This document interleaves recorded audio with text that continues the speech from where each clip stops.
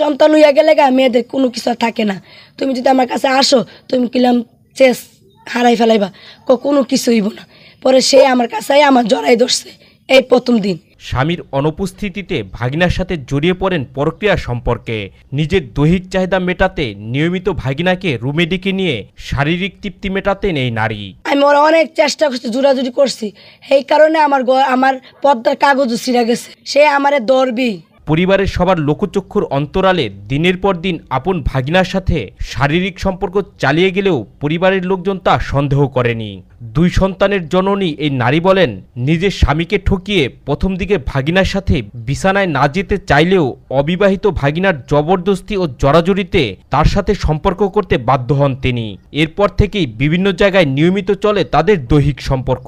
আমার সাথে যখন যাইতো না তো লুকায় তো কাজটা করতো, এটা আমাদের বাসায় বসে, মানে আমার ঘরের পিছে। এই নারী বলেন, তাদের পরক্রিয়া সম্পর্ক শুরু হয় একটি মোবাইল ফোনকে কেন্দ্র করে। অ্যান্ড্রয়েডের মোবাইল সম্পর্কে ভালো ধারণা না থাকায় মোবাইল নিয়ে মাঝে মাঝে তার স্বামী সগীরের চাচাতো বোন আলিয়ার ছেলে অটোচালক খলিলের সাহায্য নিতেন এই ভুক্তভোগী নারী। এই সুযোগে মোবাইল নম্বর নিয়ে ইমুকলের মাধ্যমে এই নারীর সাথে প্রায় 8 থেকে 9 মাস ধরে সখ্যতা গড়ে তোলেন ভাগিনা খলিল। মানে ফ্রি মিনিটে আমরা কথা বলতাম।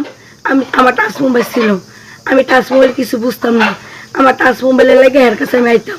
সখ্যতার এক পর্যায়ে এই নারীর সাথে প্রথমে মোবাইলে খোলামেলা কথা ও পরে ভিডিও কলে তারা দুজনে অন্তরঙ্গ হতে শুরু করে। মোবাইলে যখন আর পোষায় না তাদের, তখনই ভাগিনা খলিলকে বাড়িতে আসতে বলেন। প্রথমে রান্নাঘরের পাশে তারা দুজনের সম্পর্কে মিলিত হন। এরপর থেকেই সুযোগ বুঝে গভীর রাতে ভাগিনা খলিলের সাথে নিজের রুমেই একাধিকবার শারীরিক সম্পর্ক হয় বলে জানান এই ভুক্তভোগী নারী।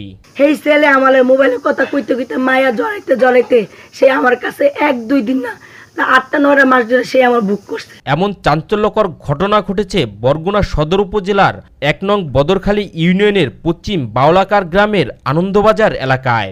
মঙ্গলবার সকাল 11টার দিকে আনন্দবাজার এলাকায় গিয়ে জানা যায়, গার্মেন্টস কর্মী সগীর হোসেনের সাথে প্রায় 12 বছর পূর্বে বিয়ে হয় এই ভুক্তভোগী নারীর। দাম্পত্য জীবনে একটি ছেলে ও একটি মেয়ের জন্ম হয় তাদের সংসারে। স্বামী ঢাকায় গার্মেন্টসে চাকরি করায় ছেলে মেয়ে নিয়ে বাড়িতেই শ্বশুর শাশুড়ির সাথে বসবাস করতেন এই নারী। পরে ভাগিনার সাথে সম্পর্কের বিষয়টি জানাজানি হলে বিয়ের দাবিতে খলিলের বাড়িতে আশ্রয় নেন এই নারী। আমার এরা অনেক অপমান করতেছে, তুই ভাগনা লগে গেলি কি লিগা, লজ্জা নাই শরম নাই, অনেক কথা বলছে। পরক্রিয়া প্রেমিকা মামির বাড়িতে অবস্থান নেওয়ার খবর শুনে বাড়ি ছেড়ে পালিয়েছে অভিযুক্ত ভাগিনা। এখন সে আমার নষ্ট করছে, আমি চাই সে আমার বিয়ে করুক, বিয়ে করে সে সংসার করুক আর না করুক, সে আমার বিয়ে করে উদ্ধার করে দেয়। ঘটনার বিষয়ে ভুক্তভোগী এই নারী বলেন, খলিল আমাকে নষ্ট করেছে, আমার সংসার নষ্ট করেছে, আমাকে বিয়ে করতেই হবে।